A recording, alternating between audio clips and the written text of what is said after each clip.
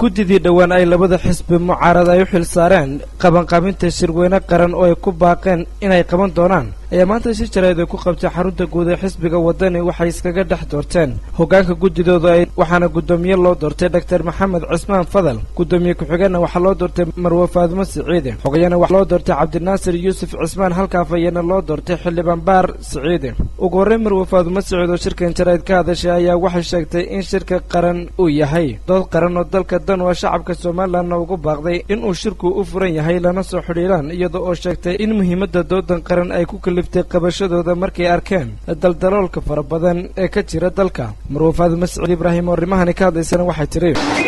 maxay hay doortay ee maanta ay xukuumadda halka ku fadhidaa xaq bay u leeyihiin annagu haddaanu nahay xisbiyaashii la soo doortay xaq baan u leenahay inuu geedi socodka waddankayaga aanu ay lex jeclo aanu ka galno wax khasbiyan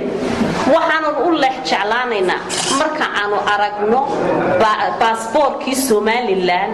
oo afarta beeni jahaba maxay fiisaha laga dhufan jiray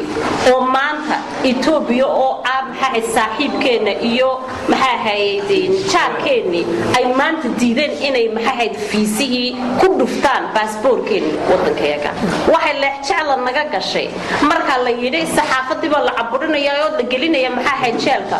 waxa weyn lex jecel gudoomiyaha gudida qabaqaabada shirweynaha qaran ay ku baaqeen xisbiyada mucaaradka Dr. Maxamed Cismaan Fadal oo horena uu ahaa gudoomiyihii gudida qabaqaabada shirweynihii ay 2006 qabteen xisbiyada kulmiye ee u coday madaxweynaha Soomaaliland mudane Axmed Maxamed Maxamuud Siilaanyo uu ka mid ahaa dadkii shirkaasi horkacay oo isna shirkan jarayd ka hadlay ayaa waxa uu sheegay inaanay cidna u daba fadhiisanaynin shirweynaha ay qabanayaan oo ujeedada xisbiyada qaranka loo sameeyay ay tahay buu yiri in ay hagaajiyaan isla marhaantana ay daba galaan iyo daldaloolka xukuumadda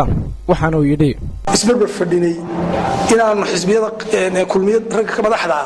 aanu shir gudoon wada ahayn inaanu BBC-da ka wada hadlaynay inaan wax allaala wax inoogu wanaagsanaadii mooyaane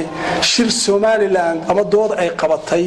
oo maanta aynu ka shalayno ama aynu hadii bayd maayo isnaacno waxba kaga xumaaday ilaa maanta inaanay jirin kanna kii weeyaan shirbeeleed maaha Somaliland uma baahna shirbeeleed Somaliland ma geeyo shirbeeleed waa dood